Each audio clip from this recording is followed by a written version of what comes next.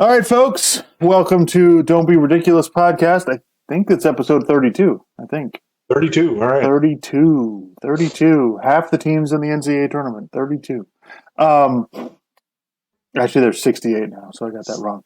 But 16, anyway, yeah. Oh, anyway, yeah. uh, 32, right. Yeah. anyway. So happy Easter, everybody. I hope everybody's doing well. You know what? I kind of feel like this weekend, kind of like Christmas morning. The NBA playoffs in full swing. Yeah. Well, we're going to get basically multiple games every night for the first round, right? Yep. Yep. Yeah. I think it's 40 games and 40 nights or something like that. Yeah. For the first. So yeah, we get. It's fantastic. We get the NBA playoffs in full swing. We just watched the Boston Celtics defeat the Brooklyn Nets in Game 1 on a last-second buzzer beater by Jason Tatum. Incredible game. We'll definitely talk about that, and we got two more. Still got two more games tonight.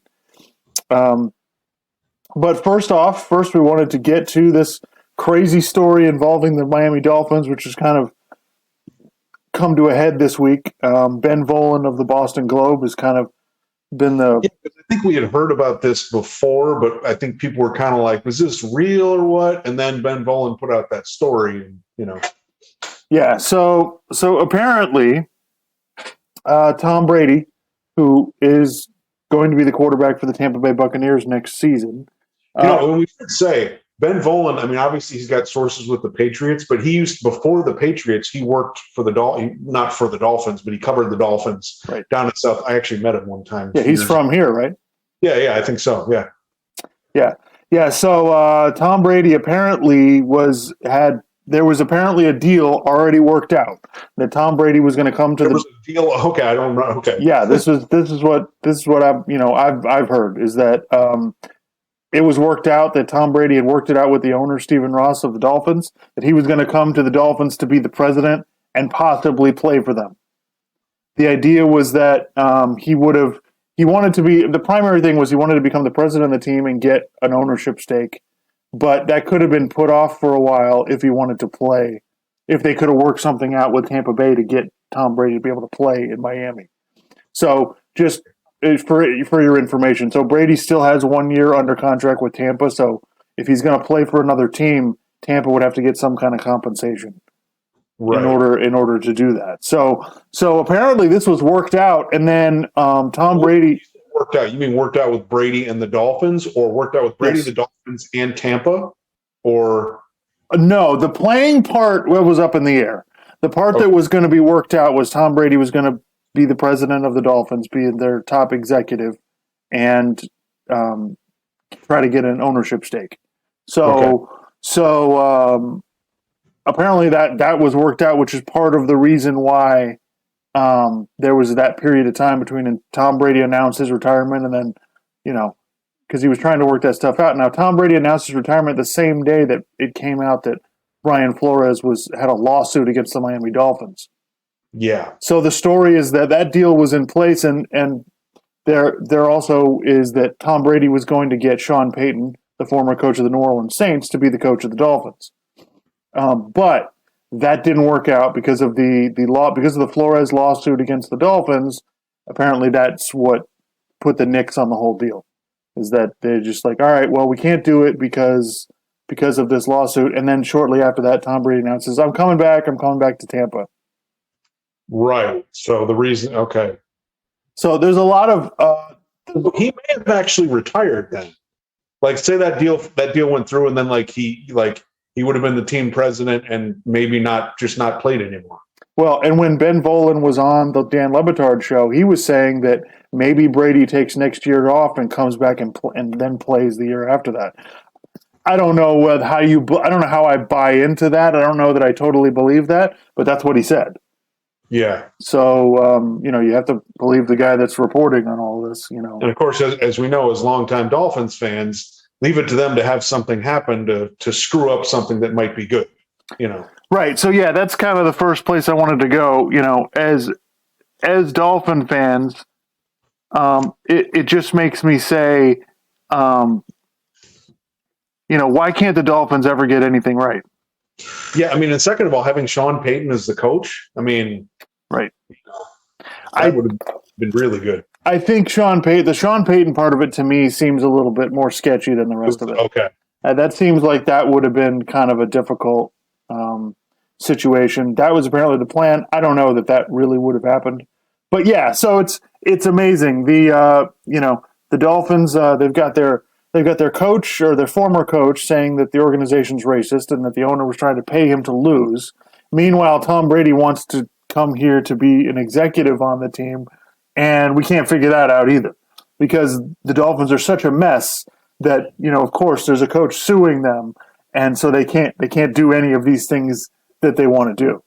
So we lost out on Tom Brady being president, part owner, possibly the quarterback, and Sean Payton as the head coach.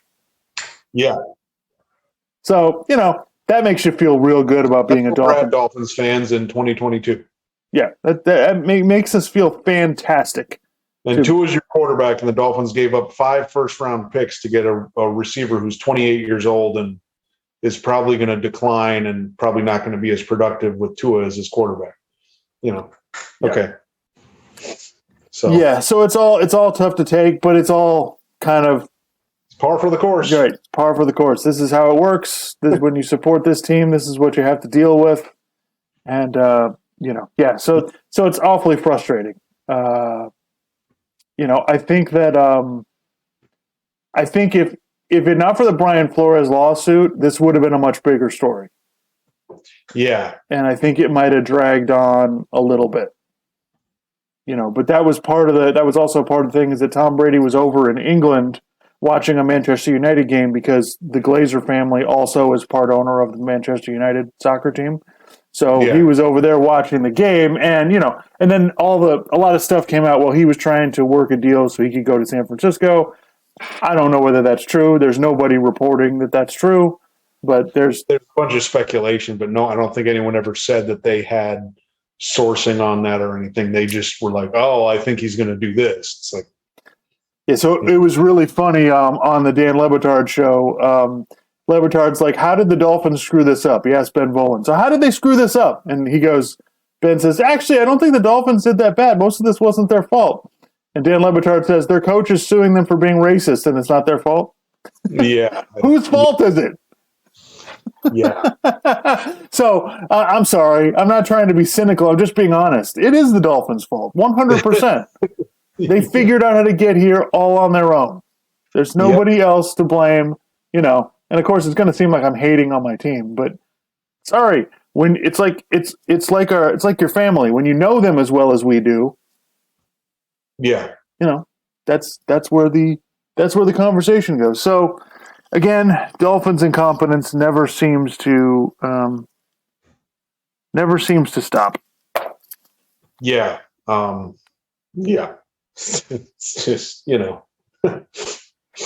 I mentioned to you, I thought it was really funny. Like we were, I was listening, Joy Taylor was hosting, or no, it wasn't when she was hosting, but when she was doing a news break on Colin Cowherd, she was saying, it seems like the Dolphins have bought into Tua now because there was a recent local event with Tua where, he was there and some players were there and some coaches were there, whatever. And she's like, it seems like they're all in on Tua, which this is what they should have been from the start. And it's like, I mean, they kind of were. Like, I don't know what you're talking about. They were kind of in all the. It's like, what are you complaining about him getting pulled out of games? Well, if he played better, then that wouldn't have been a problem. Like, what do you want? It's like they'll be all behind you if you play well. Like, I mean, the Cleveland Browns signed Deshaun Watson, even though he's got 22 civil lawsuits against him because he plays really well. So, Yeah, I mean, I feel like on this podcast we try to tell it like it is for the most part, and I think one of the staples that we hit on this show a lot is in sports the equalizer is how well do you play. Pretty much, if you play well enough, you can avoid a lot of these things. Yeah. That's what it comes down to. And sometimes I think fans have a hard time with that. They want the team to do all of these things. Right. Well, and it's like people were, I was listening to The Odd Couple with Chris Broussard and Rob Parker. And basically they were arguing about did the Browns mistreat Baker Mayfield? You know, and Chris Broussard was saying, well, I mean, if he played better, then he'd probably still be the quarterback. I mean, he didn't play well enough. You know, Rob Parker was saying, well, they hadn't won a playoff game in forever. He won them a playoff game. And I'm like, yeah, but like he had like one good year. You know, like, I mean, he kind of, you know, he had a lot of problems with a couple coaches, and you know, he couldn't get a lot out of Odell Beckham Jr. And then Odell Beckham Jr. goes to another team and is really good.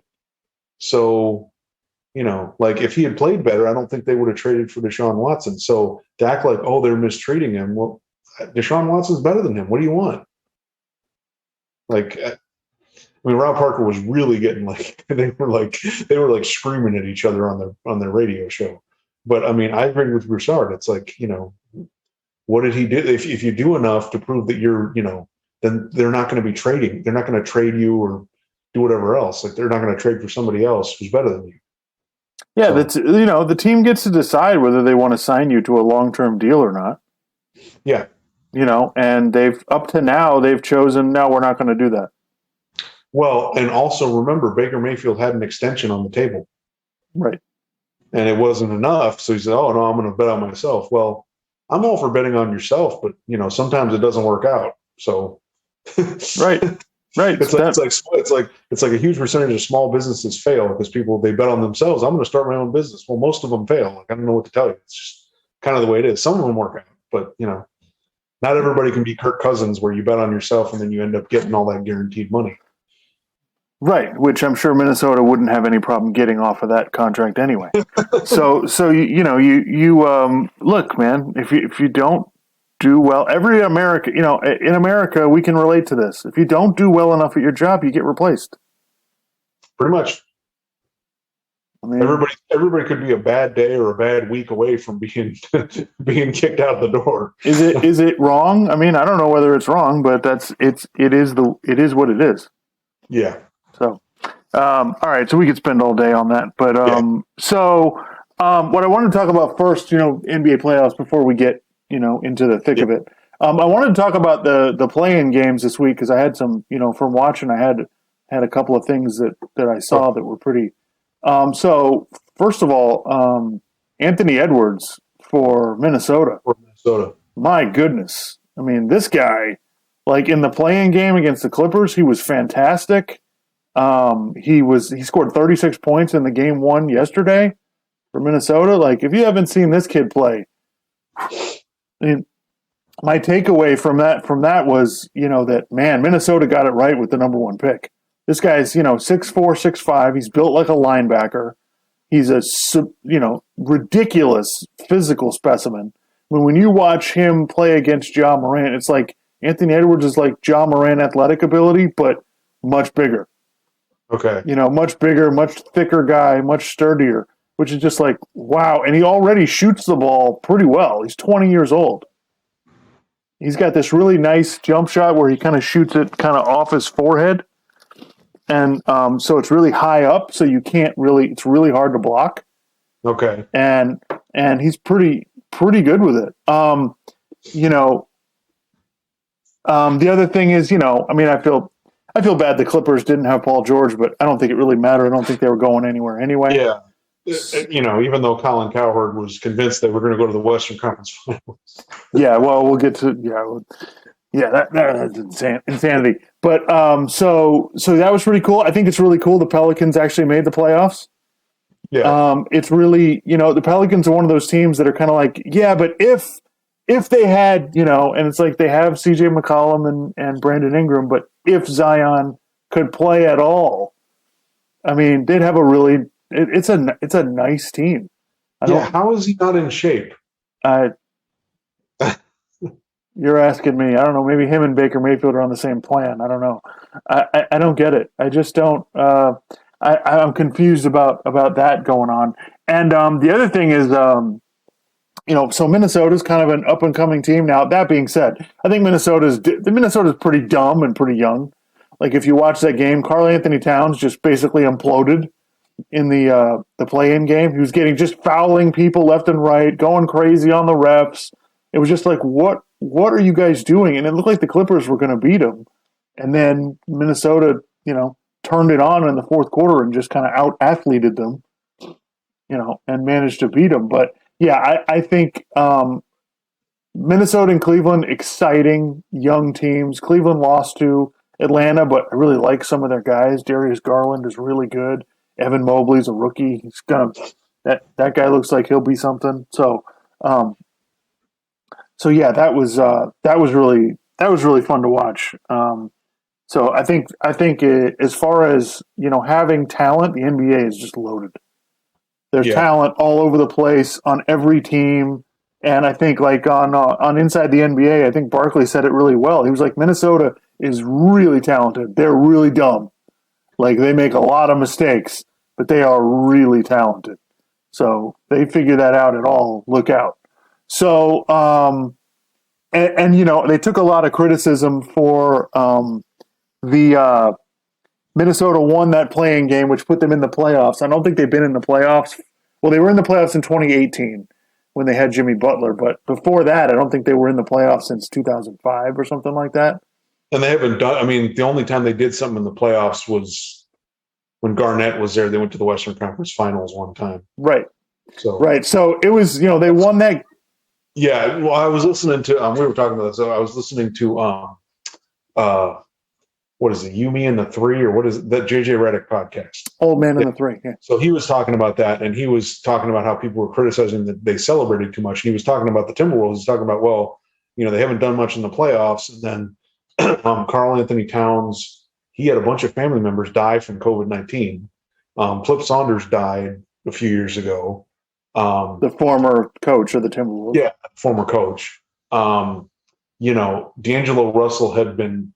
I mean, he was on the Lakers, then he was on the Nets, then he was on the Warriors, and now he's on the Timberwolves. He'd been kind of passed around. Patrick Beverley is on the Timberwolves. He's obviously been passed around like crazy. So, people are saying, oh, well, they're celebrating too much. It's like, well, fans get all pissed off because they think players don't care, right? And JJ Redick made the point. He's like, well, yeah, they cared. They actually cared. They were actually really into it. They were really excited to win a game. So I can understand if people say they went a little overboard, which, okay, fine. But, like, are you really going to complain that much? Everyone complains that athletes, oh, they just want money and whatever. They actually cared. They were celebrating. Patrick Beverley went a little crazy, but that's Patrick Beverley. Like, what? Yeah, he goes a little crazy.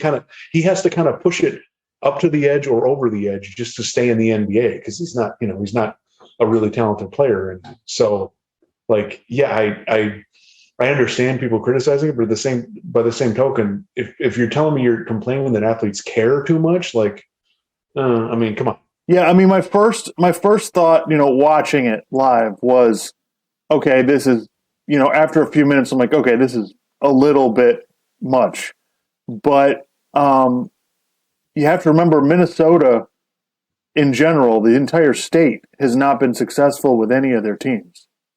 So it's not like, this one thing, the crowd was it was like a college basketball atmosphere. They were really hyped up because they've never done it before. So I think the players kind of fed off that. And like I said, they're mostly young. Minnesota's a bunch of young guys. So they got really excited. So my first thought was, okay, this seems a bit excessive. You got into the playoffs. But looking at it, looking back at it, it's kind of like, all right, so what? So they celebrated. This doesn't mean it. Obviously, it didn't affect them. They won the next 2 days later. They beat Memphis. They beat them in a playoff game. So obviously, it's not like, it didn't have a negative effect on them. So yeah, you know what? Let them celebrate. Yeah, let's not act like Colin Cowherd has that stupid line like celebrate rarely, grind daily. It's like, dude. No, listen, there's nothing wrong in the moment celebrating. If they had been like, you can enjoy something in the moment, you can enjoy something that day, that night, like you can celebrate stuff. You don't have to be a freaking Bill Belichick robot just going around like, oh, it's on to Cincinnati. You can celebrate stuff. It's fine. And most people are not like, oh, I just rarely celebrate. And most people are not Nick Saban or Bill Belichick where they're just like constantly like, the next thing. It's like, you can enjoy things a little bit. It's fine. Yeah, and I mean, like last season when the Knicks won, they won one playoff game, and the fans all went crazy. And you saw this, and it's like, so it shows you it doesn't really even matter, where you are, what city you're in, or any of that. When a team has not done anything for a long period of time, and they finally do something, Yeah. that's kind of what happens. So it's kind of the same thing. It's just they haven't won anything in so long. So yeah, they're a little over exuberant. Why is it? That doesn't need to be a bad thing. Yeah. Well, remember the year when the Detroit Tigers went to the World Series. 06? No, Yeah, 06. Okay. 06, and they played the Cardinals, and then they made all those errors, and the Cardinals ended up winning the World Series. But I remember I watched the playoffs a bunch that year. Like when the Tigers, they won the first. Did they play the Yankees or the? Yeah. Oh, they played the Yankees in the divisional round. They beat the Yankees. They were celebrating like crazy. I remember they were celebrating on the field. They were celebrating in the locker room, and then of course they win the league championship series. They were celebrating like great. Like I'm fine with it. Like it. I mean, I don't know that you can draw any conclusion that it affected their play in the World Series. I mean, they made a bunch of errors that year, but it's like, yeah, you can celebrate winning before you win the championship. Like, And when you're trying that hard to do something, that franchise hasn't done in a long time, and you succeed at it, I mean, it's okay. And the thing is, like, I think what also plays into this is that this play-in tournament that the NBA has is brand new. We've only been doing this this is the third time now. So it's different than normally in the NBA, it's a playoff series. So you win one game. Okay, you got to win three more. It normally doesn't, matter. But in this case, the winning this one game, they actually did win something in this game. So yeah. So I think we got to get over the celebration part. But I think a lot of people I know Ryan Russillo doesn't like the play-in tournament because he feels like we're going to get some teams in the playoffs that shouldn't be there. But you know what? We're bringing more teams in that might not get a shot. And for them, the experience of playing in games like this is a big deal. The 7th and 8th seeds in the NBA have never won anything, and they never will. Like, that's just the way it is. Like, they're not going to win anything anyway, but the experience of getting in the playoffs does matter. Yeah. Like, playing in games that matter when the intensity is ratcheted up like it is, NBA playoff intensity there's nothing like it. You can't simulate it. So I think what he's saying about not having teams in there that really shouldn't be in there and possibly like winning a series when they're probably not good enough and they're not going to do anything else. But like, they need urgency. You need more. You need to have urgency. You need because like in the NBA especially, like, God, I mean, there's maybe 4 or 5 teams where you go, they can win it all. And then everybody else, you're like, you don't have enough talent. You're not going to win it all. So at least give people something to kind of cling to. Oh, we made the playoffs, like we didn't necessarily have the best year, but we actually got into the playoffs, Right. Yeah. So I think overall it's a good thing. I really enjoyed the games. I thought it was a lot of fun. The Atlanta Cleveland game was really exciting. It looked like Cleveland was going to run away with it. Atlanta came back on them. And and I do think the experience that Atlanta has from being in the playoffs last year really helped them in that game because they were in trouble and they kind of were able to pull out of it. So, all right. So let's see where you want to go. Where you want to go first? Any particular NBA playoff things you want to talk about? Do you think Brooklyn would have won Game 1 if they had Ben Simmons? Because that's really I mean, because he's the linchpin of their entire championship contention case. That's literally it. It's Ben Simmons. Yeah, so that's a joke that Clark and I we've been having some fun about this whole week. Is that every NBA analyst on every TV show seems to think that if Ben Simmons can come back, that's going to be the thing that propels the Nets forward. Now, just to be clear, we're talking right after the game. The Celtics beat the Nets in Game 1 barely on a last-second shot by Jason Tatum at the buzzer. It was incredible. That game could have gone either way. Both teams had plenty of opportunities to win. Yeah. And so, yeah, I understand, but as I'm watching the game, I'm thinking I'm not sure what value Ben Simmons provides here. Because all right, defensively, you want to say that's fine, but you don't really play one-on-one anyway. They're just going to keep running Ben Simmons through pick and rolls till they get the switch that they want. You know what I mean? So it's hard. Like you can see in this game today, you can see the problems that are going to have both teams are going to have. Right? Brooklyn's problem is they're small. Yeah. So they need Drummond and Claxton to play well because they're the only big guys that they have. And they need him to not be in foul trouble. And today, Drummond got in foul trouble. And so, but they're pretty small defensively. Now, when Durant is near the rim, he causes some serious problems for you on defense. And that's something I don't think that he, fans that know, people who watch the games, they know. But I don't think Durant gets as much credit for his defense as he should. Yeah. And so, that's going to make it hard for them. The other thing I think, what's going to make it hard for the Celtics is I just feel like there's a guy on the floor all the time for the Celtics that the other team can just attack. Hal Horford and Daniel Tice being in the game, they're just a problem, for Boston because they can't really guard any of the guys that, they're going to end up getting put on, and it's really hard for them to stay in the game and be effective against Brooklyn. So I think that's going to be an issue for them is that they're really, really depending on Tatum's playmaking and, Jaylen Brown and Marcus Smart to play well for them to be able to hang in the game. So, but if the rest of the series is like this, like I've watched all the playoff games, this game was the most intense so far. From the jump, this game was super intense. And obviously the Boston fans contribute to that. They were really excited. I heard a lot of Kyrie sucks chants. It was a lot of fun, and Kyrie was unbelievable. So if the rest of the series is like this, we're in for a treat because this is going to be fantastic. But so you could still see Brooklyn winning the series. Yeah. I didn't see anything today that swayed me either way, but it's going to be tough. This thing's going to be nip and tuck. Yeah. Because, as good as this you just mentioned with both teams, like those are things that they're going to be problems throughout the series. So it's kind of, I mean, Kyrie Irving played really well. Durant played pretty well. So like you kind of figure those guys are going to do stuff. And then, I thought Steph Curry made some plays or Did I say Steph? I mean, Seth. I'm sorry.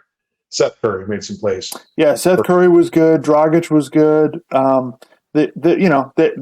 think they're going to get, they'll get enough contributions. But it's it's tough. I know Boston has played really good defense in the second half of the season, but it's different when you're playing against this.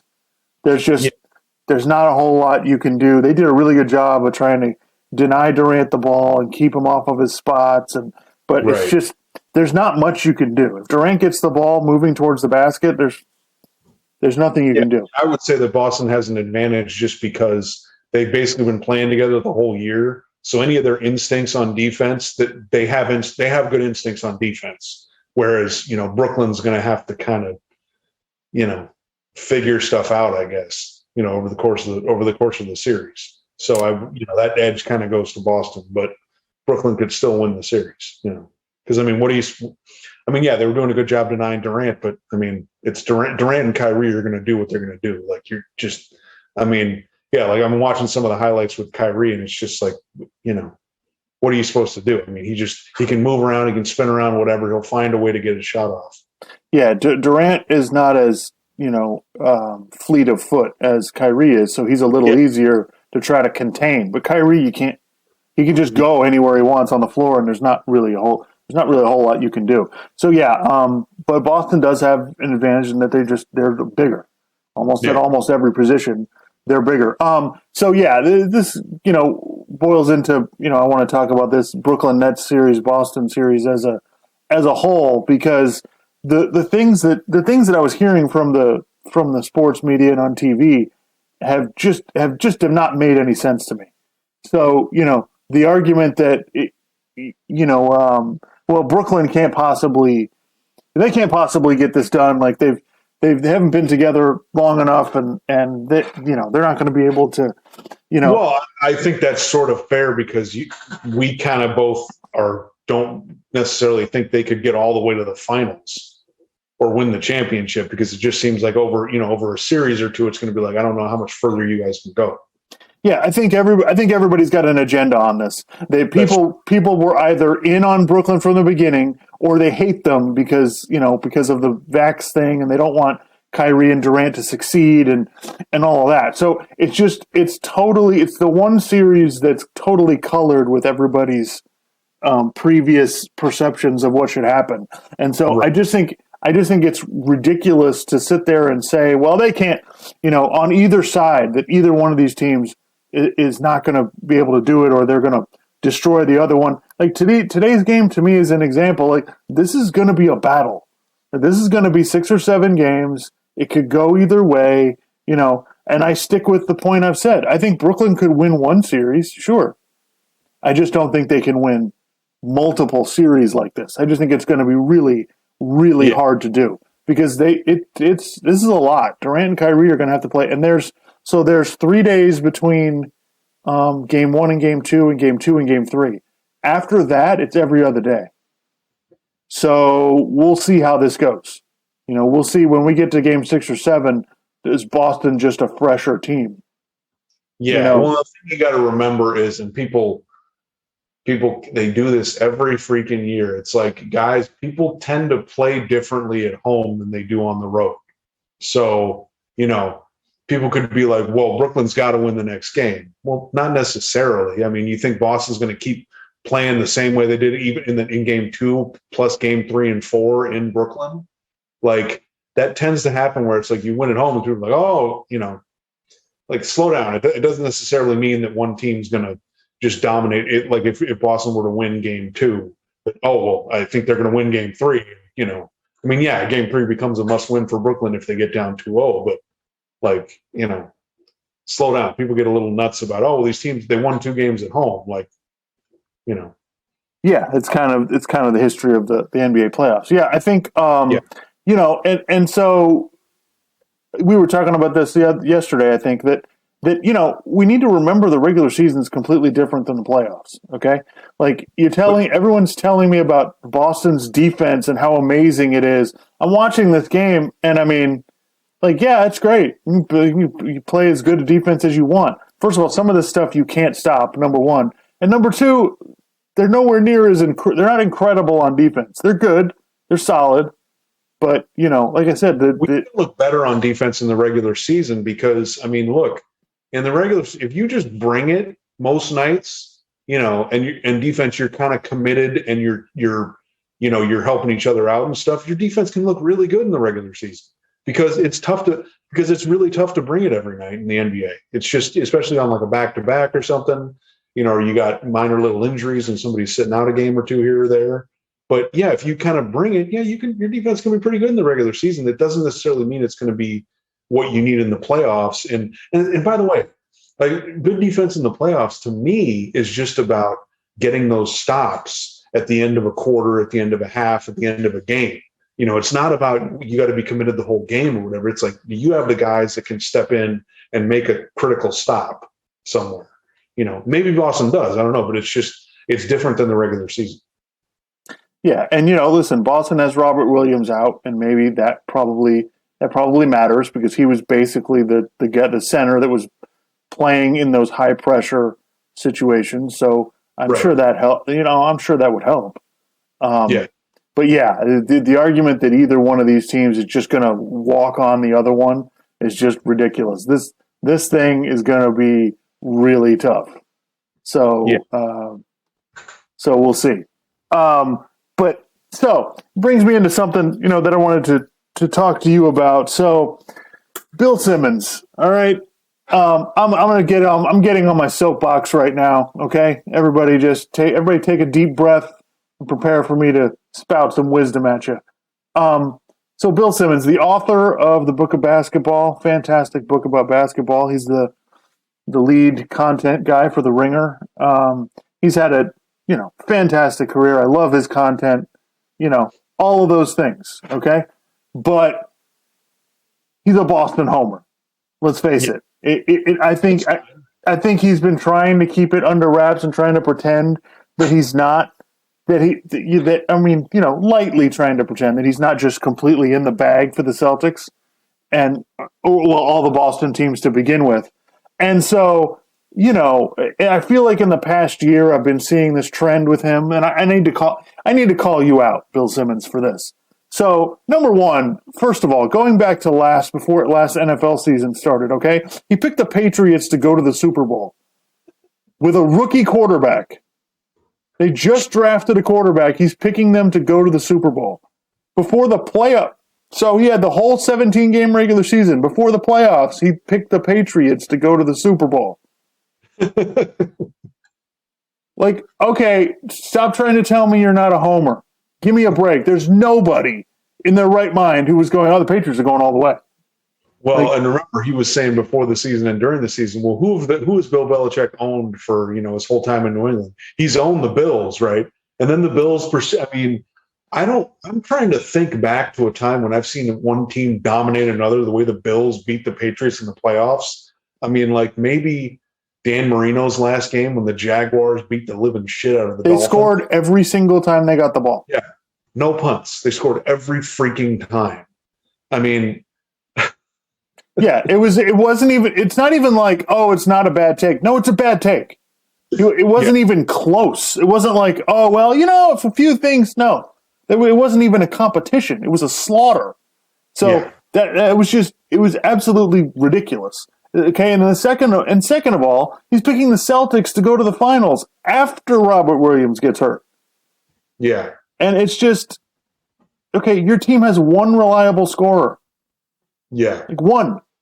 Like, have you been watching the NBA the past 10 years? That doesn't get it done. Yeah, you need, in the playoffs, it's about, do I got guys that can go get buckets when I need them? Right. That's why, for example, when the Heat got LeBron, Dwayne Wade, and Chris Bosh, we were all excited. Why were we excited? Because we're like, oh my God, Dwayne Wade and LeBron can get a basket whenever the hell they want. So it's like, oh my God, we can win. We can beat playoff teams like crazy. We can win championships. Like, that's why everybody gets excited about. Why did they get excited about, the Lakers getting Anthony Davis with LeBron? It's like, oh my God, we can score like whenever we want to in these critical moments because we got guys who are that freaking talented. Like, and usually playoff series, they come down to, well, how many guys do I have that can get a bucket compared to how many guys do you have that can get a bucket? And if I got more, I'm going to win 9 times out of 10.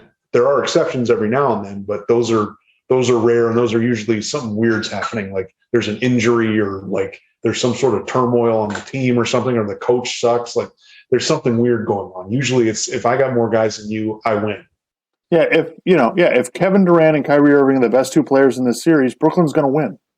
Yeah. Like, I hate to break it to you. So, and remember, it's different from the NFL because, for instance, did the Chiefs have more talent than the Bengals?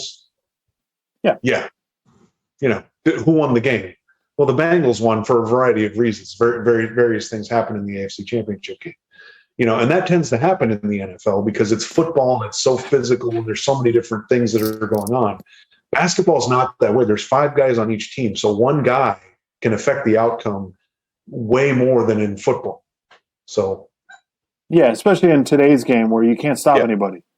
Yeah, so, you can't check people. Yeah, absolutely. Yeah, so the other thing listen, you want to pick the Celtics to win it all, I get it. But don't give me the statement, I'm not being a homer here, and then pick the Celtics to win the championship or get to the finals.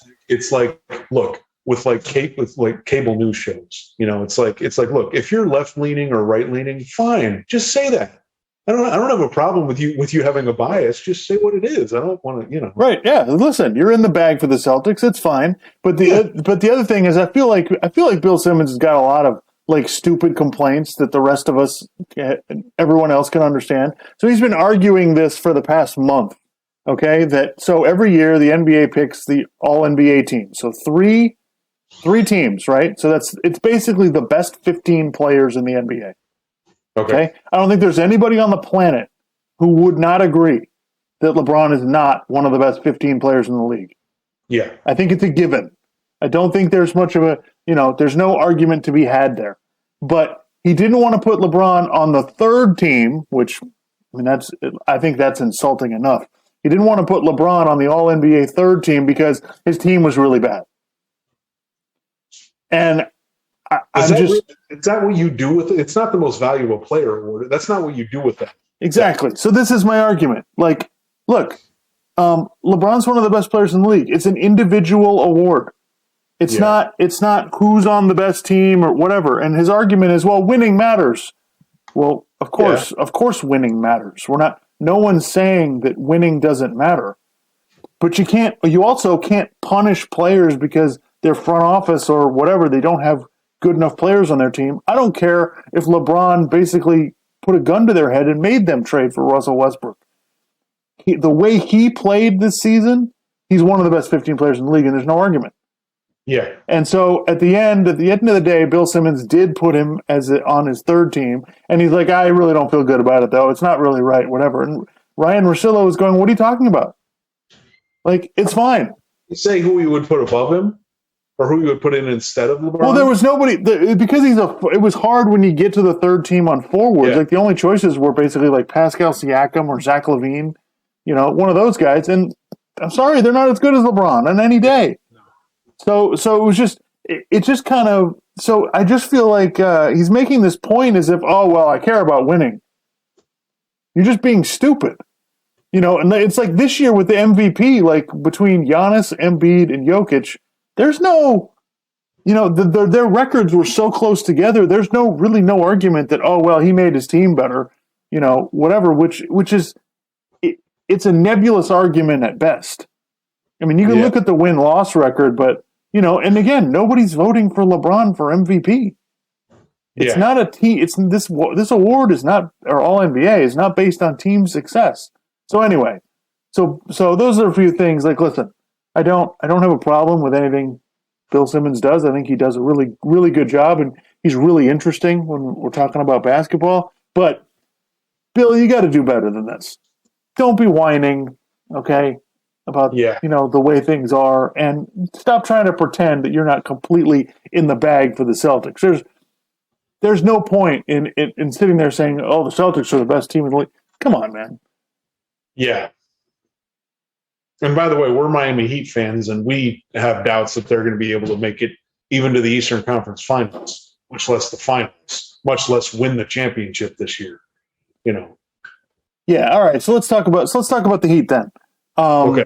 Yeah, I like. I know that the argument this week has been, oh, well, the Heat don't have a closer, and the Heat don't have a, they don't have a Kevin Durant, Kyrie Irving type. Yeah, they don't have a guy they don't have a top 10. Do they have a top 15 player in the league? Probably not. Yeah. Probably not. So, but I think the argument that they don't have guys who can make big shots, I think is kind of bullshit. Yeah, Jimmy Butler's made some big shots. Jimmy Butler can make big shots. Kyle Lowry makes big shots. Like, I don't quite agree with this argument that, oh, well, they don't have anybody, they don't have anything to do. Listen, man, the Miami Heat are a well-run team. They know what to do when the pressure's on. One thing I'm not worried about is I'm not worried that they're going to, be afraid or not know what to do when it matters. They might not be able to get it done. Right. They may not be good enough to get it done. I get that. But there's no part of me that goes, oh, geez, I don't know how we're going to do this. So, as a Heat fan, I honestly, I feel pretty good because I feel like Atlanta has been kind of a mess the whole season. I think the Heat should be able to beat them. And then the Heat wiped the floor with them in game one. I mean, yeah. So and then I feel like they play the winner of Toronto against Philadelphia, and what are we getting out of James Harden? Like, right.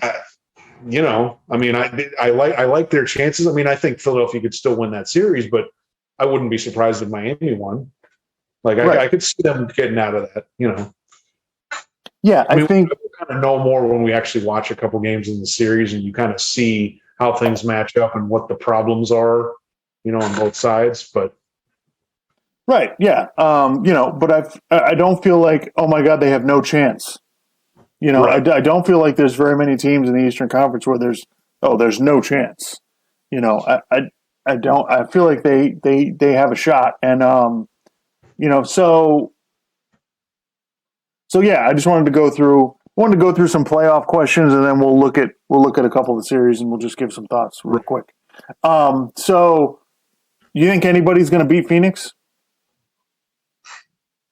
Okay, so Phoenix is playing New Orleans. New Orleans. Yeah, I don't see them. I don't see New Orleans beating Phoenix. Right. And then they would play Utah or Dallas. I mean, no, Phoenix they've got a lot of experience now, but because of what they went through last year.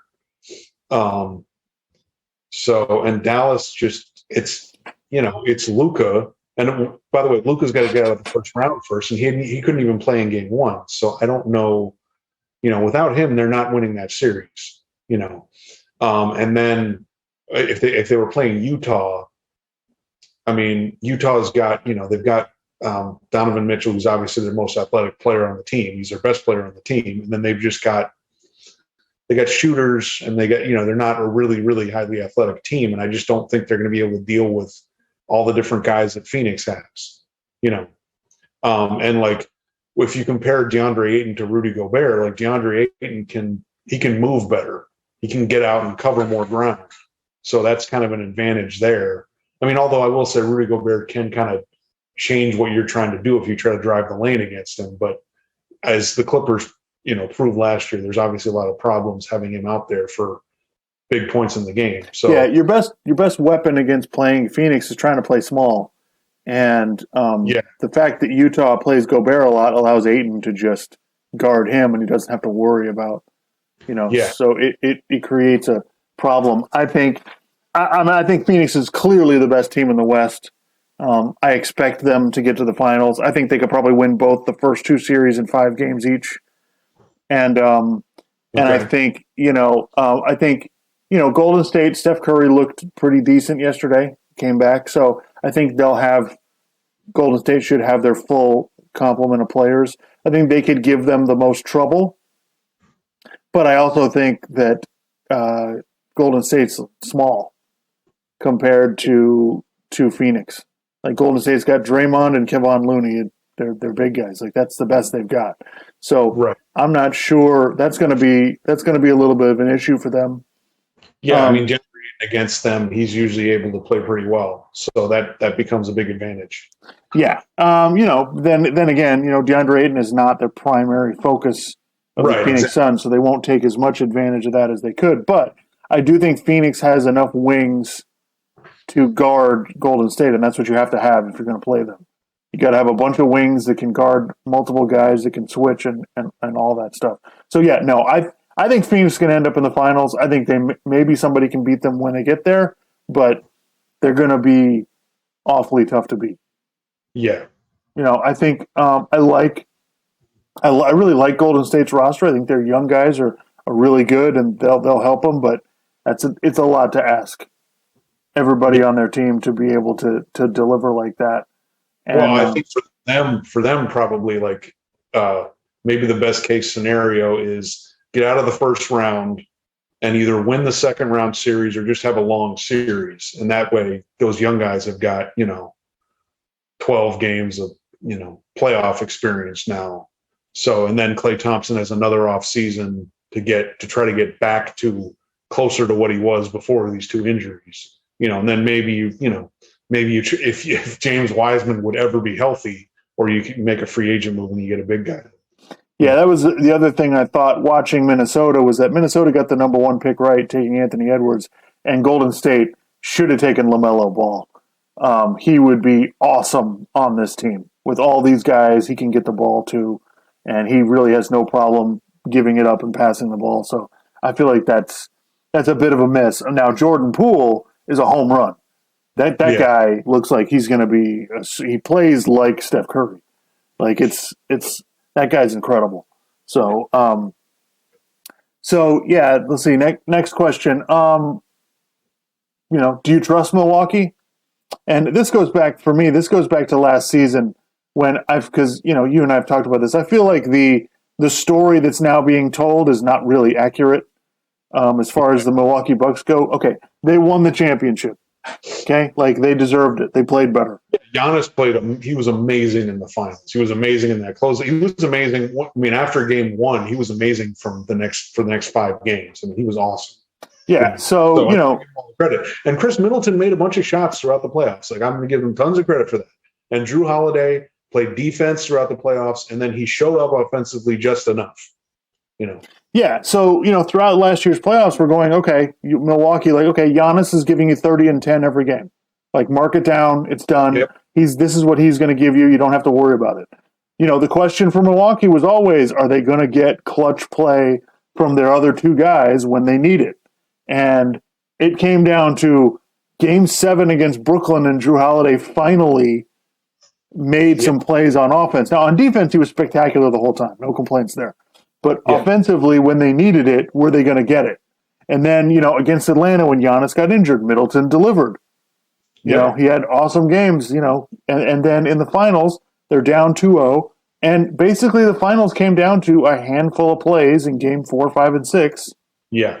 That ended up with Milwaukee winning the championship.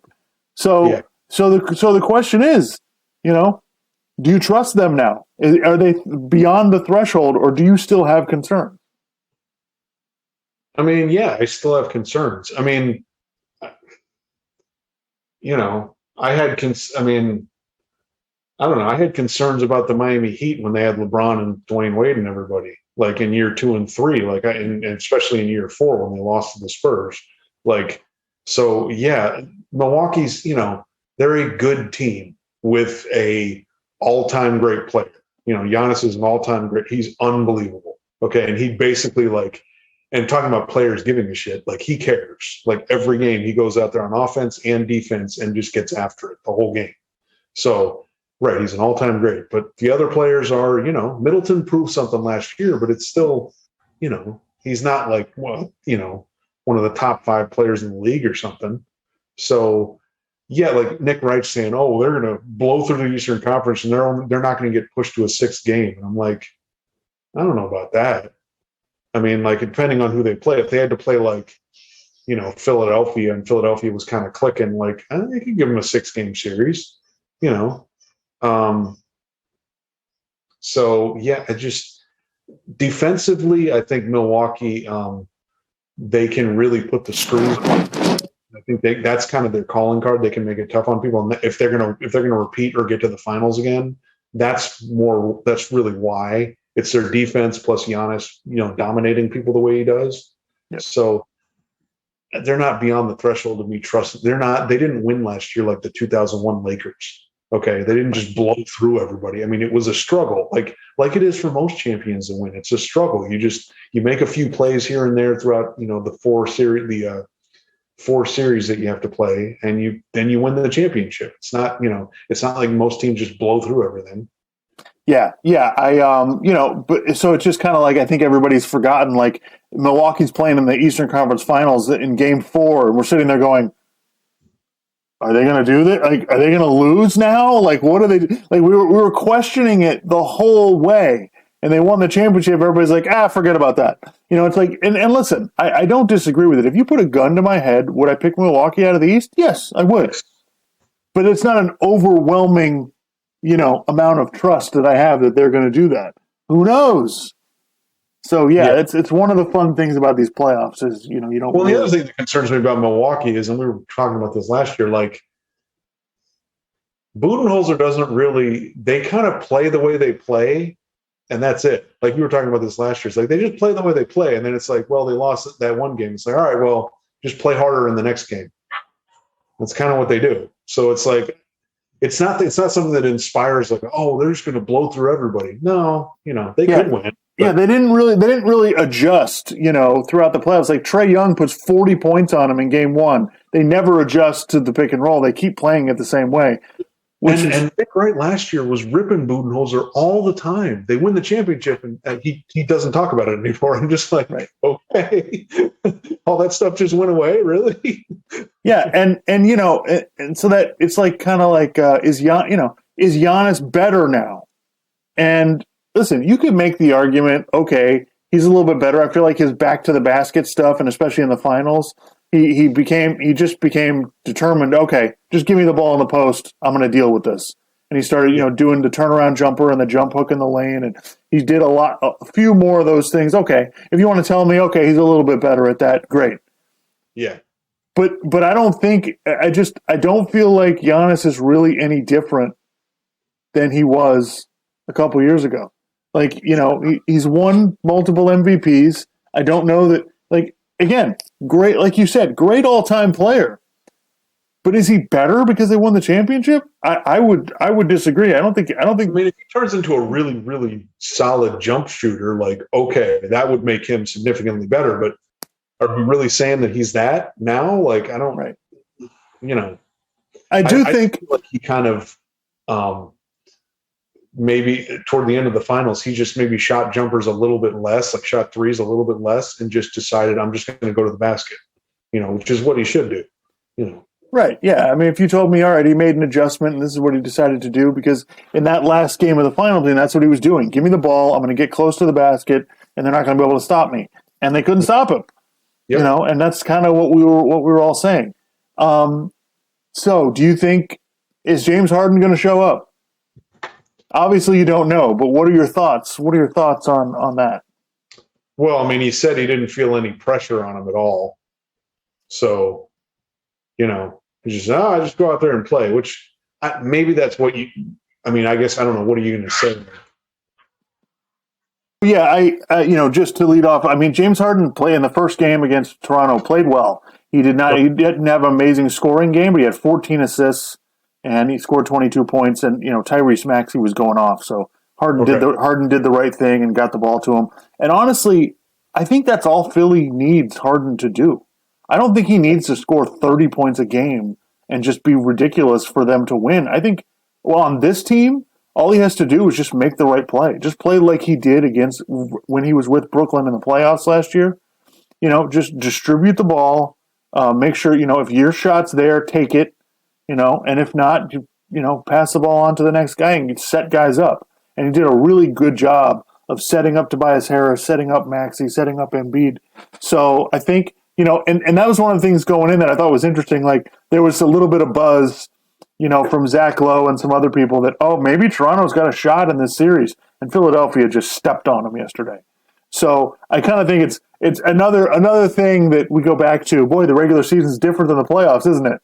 Yeah. It's like, wow, yeah, no, Toronto's not beating them. Like, if James Harden just does that, if he just plays well, it doesn't have to be great. He just plays well, they're going to beat them easily because they have no answer for Embiid. And, Toronto's a fun team because they have all these wings, all these guys between 6'6" and 6'9" with long arms that can cause you problems, but they ain't as big as Embiid. Embiid still towers over everybody, and there's really not much they can do with him at all. So, and I think Philadelphia will be able to defend them reasonably well. So I kind of think, we'll see. I don't know to what level he's going to show up. I feel like if the Philadelphia gets this series under their belt, they get 5 games or 6 games, whatever, in this series, and James Harden kind of works himself into shape, like, he can show up and do damage and take them pretty far. Can they win the title? I don't know. But all right, so just real quick with the series, I mean, is Boston-Brooklyn the series you're most looking forward to? Yeah, I think so, yeah. Yeah, I mean, I think that's just kind of clear. I don't think there's any... I mean, I'm judging by game 1 of the Heat series. I'll watch a little bit of it, but if it's a blowout, I'm not really going to, Yeah. So what after that? What other series, if you had to pick another series, would you? Maybe if we got like Phoenix and. I just mean the series that are going on now. I don't mean finals, or we got Phoenix and Dallas with Luka healthy and like playing at his full strength. Right. I mean, of the first round series. Oh, the first. I mean, Brooklyn. Boston's number 1 for everybody. Yeah. I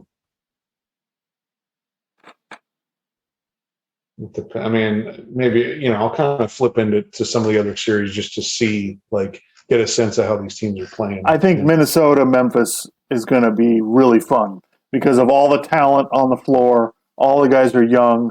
They're exciting. Patrick Beverley's going to start some shit. He's going to. And so I think as a watch, like Minnesota, Memphis, like to me that's going to be an awesome series to watch. I think Miami probably beats Atlanta pretty easily. Milwaukee's going to beat Chicago without a problem. Phoenix is going to beat New Orleans.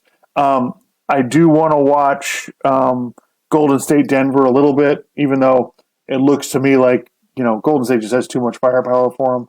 So I don't know what Denver's going to be able to do unless Jokic is just unbelievable for them to have any chance to win those games. I'm really disappointed that Luka is injured because I really thought, man, this is a great opportunity for them to win a first round series. And with the team they have around him, they could be dangerous with him as him and everybody else. But without him, I mean, it's just they really have no shot. I'll probably check out Philadelphia and Toronto, but I just feel like, the Miami Atlanta series, Milwaukee Chicago, and Philly Toronto, and the Phoenix series, those four are just going to be blowouts. I think Boston, Brooklyn, and Minnesota, Memphis are going to be interesting series the whole way because I don't think in those matchups none of those teams are good enough to just hammer the other one. So it's going to be really exciting. So who you got in the finals today, April 17th? Who's your finals pick?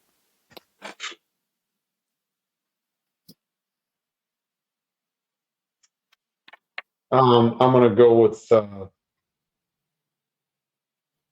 Phoenix and Milwaukee, just a rematch of last year. Yeah, I know it's boring, folks, but injuries or something weird happening, like I'm not going to I was watching a clip of Undisputed on Friday, and Skip Bayless was saying that Memphis was going to go all the way to the finals in the West, and I'm just like, what? Like he's talking about, oh well, they're not afraid of anybody, and they're just hardcore guys, and I'm just like, who gives? That's what they all say. They all say, oh yeah, we're not afraid of anybody. That doesn't matter. Like young teams don't win in the playoffs. Like this is the history. Yeah. There's a 80-year history of the NBA or 75-year history of the NBA. We know who wins in the playoffs and who doesn't. I like Memphis. Nice team. They're a lot of fun to watch. Those guys, young guys that play their asses off. But in the first game, like I said, Minnesota just has more talent. Yeah. So, Minnesota could screw these games up. Don't get me wrong. Minnesota could mess this up. But, as far as talent goes, Minnesota's just going to have more talent, and they're going to every game. So we'll see. It doesn't mean Memphis can't beat them. And I still think Memphis will find a way to win the series. But yeah, I agree with you. I like if you're forcing me to pick, I think Phoenix, Milwaukee. Yeah, I mean, again, Philadelphia could. I don't know. We'll see. I mean, because they got Embiid, right? So if it's Philadelphia against Milwaukee in the conference finals, that could be a really good series. I mean, that Well, they won't run for their money, but. Oh yeah, they could play in the conference finals. You're right. Yeah. So that's gonna be really interesting. But yeah, awesome. Love the NBA playoffs. I'm really excited for this time of the year, and this is gonna be a lot of fun. And if the Boston Brooklyn series is anything like today's game, man, that was awesome. We're in for a treat. So, all right. Any final thoughts before we get out of here? No, I can't think of anything else. I'm trying to think if there was something. No, I think there was some ridiculous take I had at the beginning of the week, but I don't remember what it was. It was probably the Colin Cowherd talking about Ben Simmons being such a big deal for the Nets, but I think that was it.